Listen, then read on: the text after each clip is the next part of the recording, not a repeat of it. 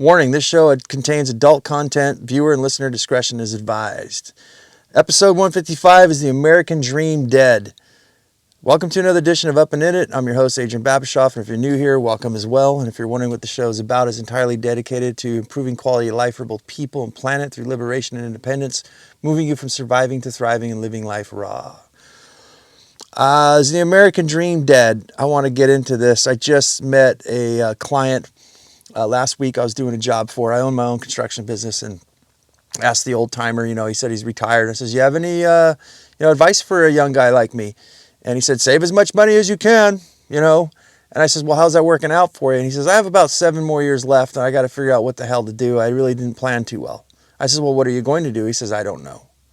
And this scares the shit out of me. And speaking with some old timers, things aren't what they used to be.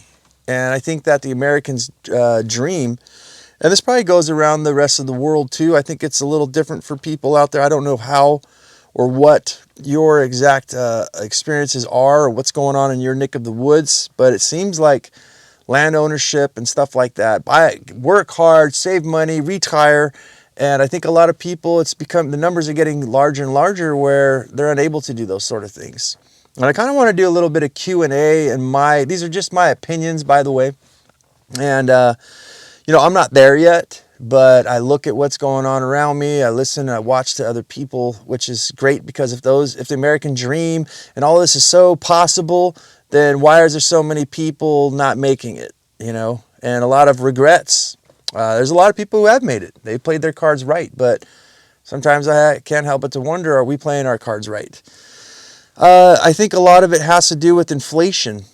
In fact, I know it has to do with inflation. And speaking to some people, when I say things like inflation, their eyeballs deflate. They go, "I have no idea what you're talking about." I'm like, "Are you kidding me?" Inflation, for people, don't kick yourself in the ass if you don't know. I think that everybody should start getting to know the financial language. I think it was Einstein who said the IRS came to him. And they said, "Well, Mr. Einstein, you owe us money for taxes, and here's your information." He picks the information up and reads the paper, and he says, "You know what? I'm a mathematician, not a philosopher. You can come charge me when this makes sense, because I can't make sense of it, so fuck off, I'm busy." I guess it's a true story. But no, financial illiteracy, I am pretty much there myself. I just work very hard to understand a certain portion of it. Do you need to understand all of it? No. We just need to learn how to save money, and pretty much how to make money first, how to save money, and get those things in perspective. I would say my answer to inflation is start a business. With inflation, though, let me just finish, is people didn't save enough. Well, how could they? Nobody has a crystal ball of what's going to happen. There's certain times where your property value will go down very bad, such as it did in the crash of 2008. Where people's properties were half of what they were valued at. We're going to get into that. I think everybody should possibly buy a piece of land for what it could do for you. That needs to be done at the right time. But you have such things as degradation of your house. That's why I'm in the business of that I do. I fix people's things. And just because you save up money for inflation and things like that, there's certain things that are, as I coin them, I've never heard it anywhere else, I call them ghost expenses. And these are things that you don't really think about. Do you know how long your plumbing is going to last? Do you know how long your vehicle is going to last? Maybe the thing shorts out, catches on fire. It's not covered by your warranty or by insurance. Or maybe you're driving an old ass car like mine and you don't know how to fix it. Mine's in 1996. That's where I'm broadcasting live out of in my vehicle, and not driving for a change, so that the audio is a lot better. I hope you guys appreciate that, because it's fucking hotter than shit in here. No, I got a little comfortable. I just step outside every once in a while, cool down, because I roll the windows up so that my neighbors aren't hearing me blabbering my mouth off. But yeah, how could people save for inflation? How could they deal with a recession? How could they deal with getting sick? Maybe a lot of these people that I see here, the husband died or the wife died, they had kids, they had lots of kids, they had this 4 or 5 bedroom, big old house, big old piece of property, and it's hard for them to maintain everything now. And they're wondering, why am I living this thing? They want to maybe downsize. And right now there's a shortage of houses. It's hard to even find a house here in North County, San Diego, California, where I live. So a lot of people are stuck. And maybe they still owe, maybe they're just too old to move for various reasons. There's so many things that could happen. And my answer to this is start yourself a business, you guys. Find something that you like. It's never too late. I look at this, the battle inflation, and you can go and play the stocks and things like that, but that sounds, from a lot of old timers and just the limited information and knowledge that I have of them, it's very iffy. You can lose a lot of money. I've heard people say they made a lot of money and lost a lot of money. I heard people that just lost a lot of money and gave up on it. So some people know how to write out those things, but the most secure thing that I can think of, and the most peaceful way, instead of going to bed wondering if things are going to crash and having that, being a nervous mess of always having to keep your eye on the ball so things don't fuck up, is to start a business. Start a business, even if you don't really know how. It doesn't take that much. Yesterday's podcast, I talked about how I'm a dumb fuck. I just have the power of observation, the insight to see things, how things work, the balls, because I don't give a shit what people think of me, to try new things.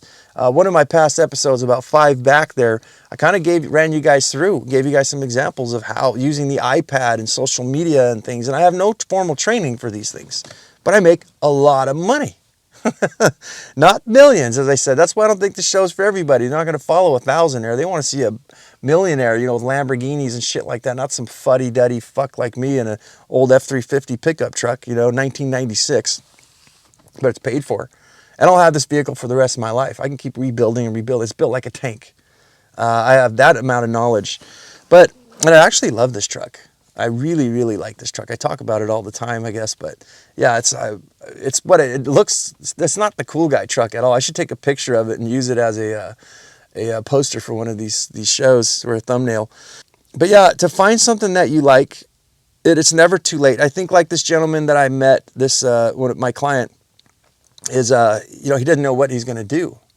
I spoke about in yesterday's podcast, make a list of things that you're good at, things that you suck at, and go out there and experiment. If you're retired and you have all this time on your hands, let's put it this way. If like cabinetry, woodworking is something you just love to fucking do.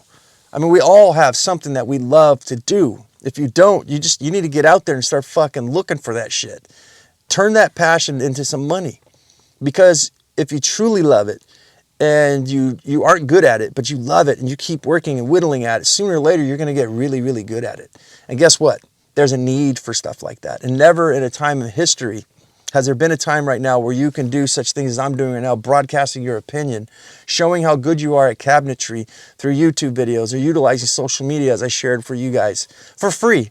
All it does is take your work. Hey, anybody out there want some cabinetry? Here's some pictures and videos of what I do. Here's how I do it, why it's better than anything else that I know. It's custom built, and I invented these certain ways or whatever, and this is how I do it, and it's very special, and here's the cost and everything, and I can build this for you. I can give you an estimate for free. And you stay steady. It's more safer. And I think it's a lot more healthier because you're not so stressed out. And if the economy raises and falls or the value of things drop, instead of if you guys aren't, for most of you like me, you're not retired. You might be retarded like me, but you're not retired. You're not there yet. But just put this dress on for a day. You just made a certain amount of money, and I hope to fucking all that's great out there that you don't overspend that shit, or you don't turn old where you're like, fuck, I don't have enough money to stay here. I'm going to lose my house. I'm going to lose everything. I'm in my later 80s, 90s or something. And I'm telling you guys, if you're that old and you're in that position, you're starting to go and you don't know what to do. There's so much. You must have gained so much knowledge in your life. Share that shit, monetize that thing, work day and night, caffeinate up, motivate up, and make something happen.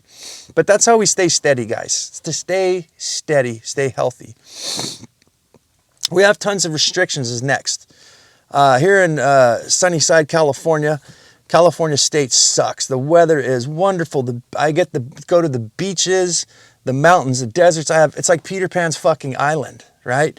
And The weather's just so moderate. I bitch and complain, it got down to 35 degrees, It's like we get a week or two, maybe 3 or 4 at the max. I think last year was kind of brutal. There was a lot of ice around, but still nowhere near like other places in the world. It's a very wonderful climate.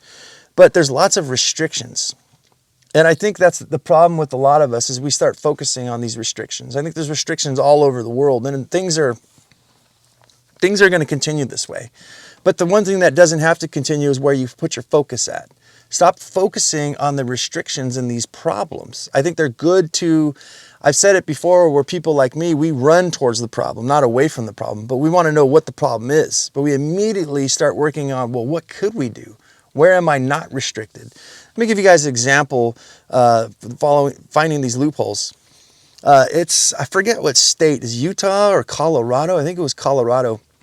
Completely illegal to capture your own water and store it in rain barrels and stuff like that. Rainwater. The state basically fucking owns nature, I guess. Nature's their bitch. And you can't have any of it. Which is completely and entirely fucking ridiculous in my book. But when we look at this here, I see a whole bunch of loopholes. And this is one thing I want to implement in this show a lot, because we're trying to improve quality of life for both people and for the planet. And what better way than permaculture? So one of the things that we learn in permaculture is swales. And one of the things we learn from, it's permaculture, I guess, but a lot of permaculturists don't like him, Mr. Mark Shepard. And like he says, if you're not storing water in the ground, then you're just wasting it. And it's very expensive to store water you have to maintain it, put additives to it, make sure it doesn't go bad. And if you just store it in the ground, it's free. But getting back to the story of Colorado, which I'm almost 100%, what one can do is they can take and they can run the water that comes off the roof of their house, have it funnel down into a gutter, and run a long pipe to the upper highest portion of your home, of your land property, your land rather. And what you're going to do is you're going to dig these ditches basically, and these swales on contour of your land. You'd have to have yourself a surveyor's level, and you can go out there and you can map out your land into this like rolling a marble down one of those little chutes and ladders kind of toy things. You guys ever seen that, where the marble comes from one end, drops down, goes down the other, and goes very, very slow? That's what we're looking for. We're starting to utilize gravity.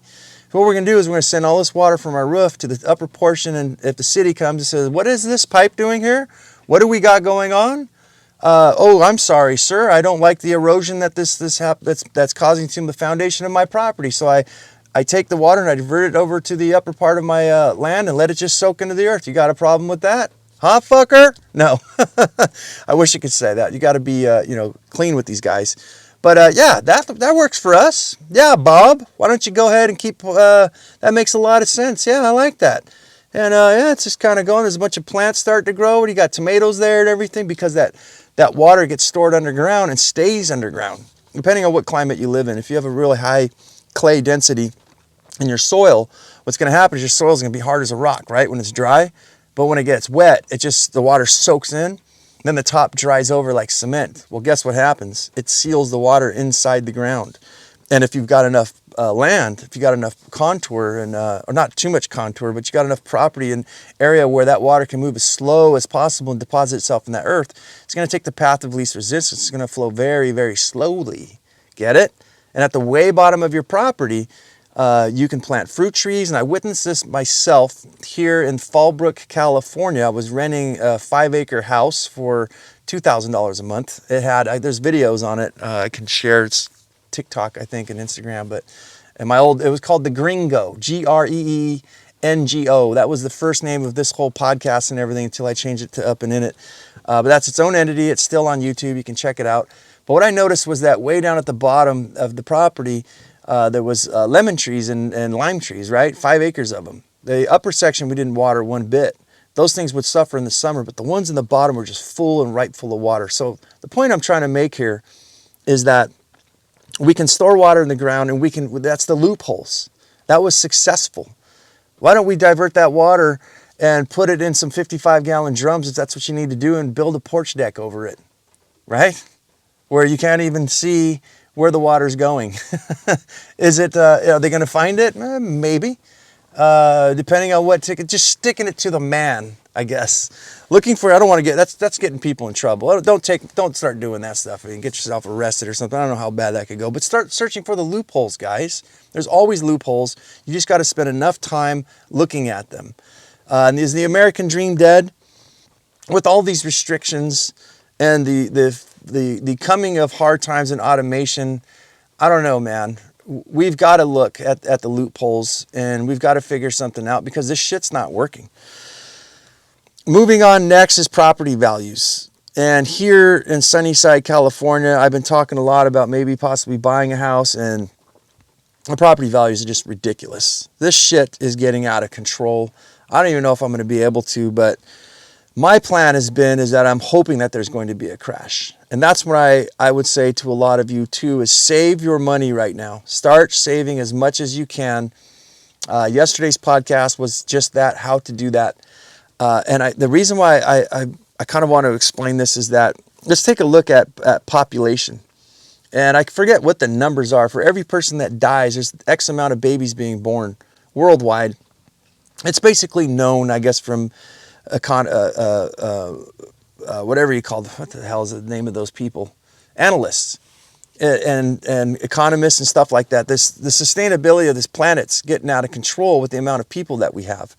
Well, all these people need to get fed. All these people need to get housed. And if you live in a wonderful environment like I do, with high restrictions, the property values are going up, and there's less property to be found. What's going to happen, though, with the amount of people that are being born who need to have shelter and food? They're going to get pushed out to the outskirts, to the places that aren't preferred habitats, right? Where it's very cold or very hot. We have a necessity, as I'm saying, to look for these loopholes and to create your own food supply and things like that. Like, that's what we share on this whole entire show. But it makes it very difficult in those regions, especially when it's super, super hot. If it's desert. You know, you've only got a very, very small window, and you don't have lots of rain. You don't have a lot of water. So I would say it's kind of a rush right now in order to preserve yourself. If we can, and I understand the difficulties of the American dream, or maybe we start calling it the world dream here, but I think it would be wise for those of us who are in a position to be able to afford to buy land, to get it as soon as possible and secure this for your children or secure it for yourself. Even if it means getting in a place where it gets very, very cold, you know, where it's not that desirable. And I think if you start to help combat this American dream and these problems that we're having is to familiarize yourself with natural farming and permaculture. In permaculture, we can change and modify land. We can do this by hand. We can do this with tractors. We can rejuvenate forests and jungles. We can even green the desert. I've spoke about, check out a video by Jeff Lawton. He doesn't know who I am. I'm affiliated with nothing. I'm a nobody, guys, right now. It probably will be, because who wants to listen to a guy fucking rant and rave about how much work you got to do to live a good life? And you're not a millionaire. But anyhow, check out Jeff Lawton, Greening the Deserts. It's Geoff, last name Lawton, Lawton. Start getting yourself familiarized with permaculture and how we're able to change things around. So even in cold environments, even in some places like the desert, which takes a lot more work, it is possible to turn that thing into an oasis, that land into an oasis. But definitely buy land, but don't kill yourself doing it. That's what I look at for me, is save your money now. Start saving. We like every 10 years, we're supposed to have a crash, at least here in the United States. I don't know about where you're at in the world, but we still haven't had one in, I think, over like since 2008. So we're like way overdue, as they say. But who knows, the powers that be are able to fandangle things. I just don't think they're that great at it. Because if you look back in history, how many hiccups and fuck-ups that we've had, they really screwed things up. But those of us who start saving now, it's never too late, and have the cash in hand, in a time of a recession, $1,000 is worth $3,000. $100,000 is probably worth like $400,000 or $500,000. You got cash in hand. Cash is king. But like I said, I would definitely wait for the right time. If the recession happens right now and you're not in a position, I would say don't do that. But start saving for the next one, because I think that it's going to continue to get crazy here. Hopefully it doesn't. I hope I'm wrong. So if you can't really do that, you can't really go buy your own land, and you're just really looking, man, what do I do? I want to produce my own food. I want to be more productive for myself. It's the spin farm nomadism philosophy that I've been talking about a lot throughout the show. So if some of you don't know, or some of you have heard this before, maybe I could explain this in a different way. It's exactly what I'm doing. I'm growing my own food on somebody else's property I don't own. And I look at this not just growing food.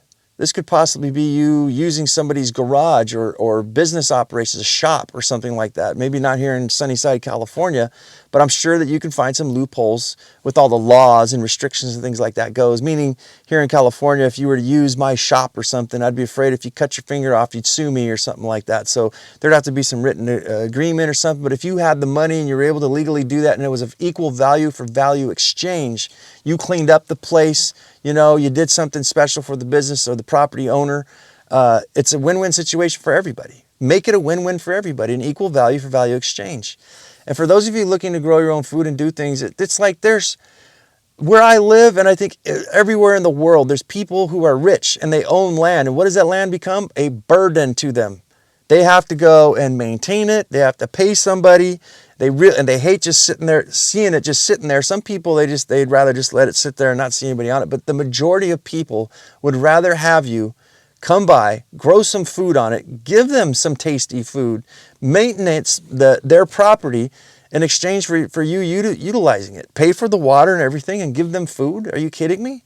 And let me tell you guys this. I've gotten offers through using social media platforms such as Facebook. I had probably 40 offers of different pieces of property.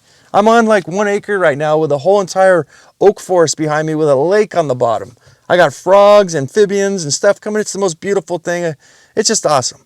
So I'm saying utilize the spin farm nomadism philosophy, and wherever you're at, you don't really have to own shit to make stuff. If the game goes too late and shit crashes, shit hits the fan, and you're just not in a position, there's still ways. Just think about the spin farm philosophy. Farming, utilizing somebody else's shit that you don't own for equal value exchange. It's never too late. There's always loopholes. There's always possibilities. So this is unsupported lifestyle design. This whole American dream, I think that it's all fucked. I think it's all stupid. I think it's completely apparent. Our systems are cracking around us and they're showing their weaknesses. The levee's starting to crack, and the dams are cracking. The flood, to me, if it doesn't completely break and everything floods out, it's definitely shown how stupid this is. That we need to have any more examples or experience any more pain or struggles with the poor people that are out there fucking just getting hit right now. It's unsupportive. And I think I'm very grateful for here in the United States, since I know some of our listeners are abroad. They're giving some stimulus checks and people are all excited about it. And what the fuck is $600, $300, or even $1,000 going to do for you? It's not going to do shit. It may for a little while, but we're depending on that. It's like, mommy and daddy, can I have a handout? We need to start working on our shit, man. And you know what? Shit's going to get harder. The population is rising. We're supposedly global warming and all. I don't know how much I buy into all that stuff. We have so much shit going around us. How could things not get harder? But I don't mean to doomsday it here. I mean to start thinking outside the box. I think when I look at my life, as I don't know if I've said it on this show, I'm minimally affected by all this stuff. I'm hoping that the American dream, that I'm going to be able to continue doing what I'm doing. If I never really own my own property, I'm going to utilize other people's property to do what I want, to grow trees, to grow my own food, to build cabinetry, to do whatever the fuck it is that I'm doing. I will always find a way out. And it's what I coin as the alternative lifestyle design. And we have this unsupported lifestyle design. Everything is by design. Do you think about it? If you look at the masses, people are just so fooled into following in like a herd of cattle into, as the sheeple, as they say, just following each other after the American dream, after all this so-called success, and after these fuck people who are like slick dicks out there with their airplanes and shit like that. Listen, we're all not going to be rich, okay? I mean, a lot of us are not going to make the cut. We're already not making the cut. And why would we want to have all that money? I really don't. I mean, I'm not against it. I would love to have $1 million. I'd love to have If I had $1 billion, I would just take the show and I'd go fucking ape shit. I think I would teach I'd do free seminars, and I would build a giant garden and show people how they can grow their own food with basically hardly, and do all kinds of stuff. And I'd probably spend most of it and give it away and invest it into people and wonderful things, because I wouldn't want to have all that money just sitting on me. And I don't know, that's a whole podcast in and of itself. But the alternative lifestyle design is not being rich, not being poor, being very, very comfortable, being in control of your life, financially, spiritually, your happiness, your health, to have an equilibrium of all of these things, to have respect for nature, to be able to give to nature and be able to work with nature as a business partner. I give, I take care of it, it gives back to me. I save, like I'm doing right now. I'm saving and improving soil in the places that I live, and the amphibians and everything, as I said, and the birds get to come and get their piece. Some animals are locked out, but they're not disturbed, they're not killed, they're not harmed. They're not allowed in. And certain beneficial insects and stuff are. I've used my mind and my thoughts and my powers that be to design these things and implement these practices in my life and improve the quality of life for both people and planet. I'm very hoping that I can prove this to people and show people. We need alternatives. And I don't really claim to have all the answers for all of these things, other than I hope that these things are just common sense. Look at those who came before you, and where are they? And things, as I said, they are going to get bad. They're getting worse. It's getting harder, basically, for people, each generation, to be able to own land and be able to find good jobs and to be able to not be stressed out and be doing shit that they don't, that they actually like instead of that they hate. And look around you. Look at the people. You're not a dummy. I'm not a dummy. Well, sorry, I'm sort of a dummy, but you're not. But you can look at people and you can kind of see people who are happy, and you can see people who hate doing what they're doing, and they feel like they're stuck, and nobody's stuck. But this was a design. This was designed this way through commercials, through public education, through all kinds. And it's the smartest people that are out there. Who's a Matsui Kaku is a well-renowned Japanese physicist. And he says that the public education is a shithole. It's a crap hole. The only thing that's saving the United States is the N1 something. It's a special school that they take the smart people and they give them proper good education. And he says, and we're constantly competing against other countries, like third world countries. Like our kids are growing up stupid. But this is the lifestyle design that I look at as far as in public education. I'm sorry, guys, but I try to stay away from politics, religion, and things like that, and these sort of things. And it's just my opinion. If you feel confident, you don't need to get offended. But ask yourself this: how many children know how to balance a checkbook? They probably still teach you how to balance a checkbook. But how many people do you know that are able to run their own business? Do they know about what inflation is? Do they know what interest rates are? These poor kids, fresh out of high school, are being hijacked by these college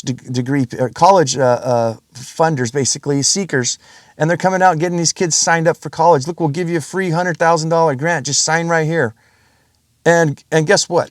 A lot of these grants, or not grants, but these loans that they give them, these student loans, they're unforgivable. They're stuck for life. If a lot of you young people who are listening right now in the United States, stop, drop, and fucking roll, motherfucker. I can buy a house for $1 million and file bankruptcy. And the government goes, shit. All right, well, we're just going to have to let that go. That guy's life's fucked for 10 years, though. He'll get no credit, no nothing else. I can buy a car, I can buy land, I can start a business, and I can file bankruptcy on all these things. You know the one thing that you cannot is student loans. That goes with you forever. And that sucks in my book. But what are they teaching kids? How to be free, how to be happy. One of the things I look at, do you even know who the hell you are? That's a job in itself. Do I know who I am? Mostly, but I'm still discovering a lot. That takes time. But I think that I'm successful and happy in my life doing the things I'm doing because I know a lot about myself. I know who I am. I know what I'm capable of. And I believe in myself. And I always say that to my kids and I always try to say that to you guys. I believe in you too. But who gives a fuck what I think? You need to believe in you. You need to take that shit and you need to run with it. Because there's nothing I can say or do that can change you. I may inspire you for a night, for a good 30 minutes or something. What are you going to do with it? And that's what I believe in you guys. I believe in every single person that they have depth to them. They just got to get their perception. They have to get their motives right. And they need to get out of this designed world that we're we're into, that all it is a design. Somebody figured they would do these kind of things, and then everybody's just, oh, look, it's so shiny. Let's just follow like a moth to the light, you know? It doesn't have to be that way. You can do whatever the fuck you want to make shit work the way it works for you. As I said, I don't have all the answers. I couldn't fix your life. I could just inspire you and give you some of these tools and things for you to look at, and you design your life. And that's why I call it the alternative. Lifestyle design is what we have here as the philosophy. Besides spin farm nomadism. That's the show, guys. I'm rambling off too much. If you guys don't know, I have to pay to do these shows, and I think I'm going to add $30 more a month to my budget so I can do like maybe 45 minutes. But I need to know that we're getting traction out there. I need your guys' help if you really like this show. Notice how I don't ever ask anything in the beginning. I normally have, past couple shows, first 100 shows, I really didn't ask a lot of anything, but I'm asking you guys now, if you like the show, give me a thumbs up or subscribe, or better yet, go review. Because if you guys review me, then Apple, iTunes, Spotify, and all the places that we're at, we'll start posting these things to other people, and then maybe we'll get more listens, and the show can continue and go on for a lot longer. I really would appreciate it, and I hope that this, more than any of that, fuck all that, message me, upandinitshow@gmail.com. I want to be your friend. I want to hear what you're doing. I want to hear your opinions. If I never make it far with this show, I would love to just have friends, and I would really love to know that I'm making a difference in your life and helping you in a positive way. So message me. It's upandinitshow@gmail.com. It's always down in the descriptions. And that's the show, guys. It's Up and In It. You can find this on YouTube, TikTok, Instagram, Apple, iTunes, Facebook. For some reason, my Google is not showing up. If you guys do upandinit.com, you'll actually find a lot of different shit that I'm in. For some reason, my name, even if I type the exact name Up and In It, doesn't show up at all. I have no clue. I think I'm going to work on building a website so I can funnel all you guys over there, and you guys could actually get content if you like it. If I suck, tell me I suck too. I don't give a shit. But you guys, go out there and have yourself a near-life experience. Don't lose your muchness. Carry on the fire. Human up. Live it, love it, own it.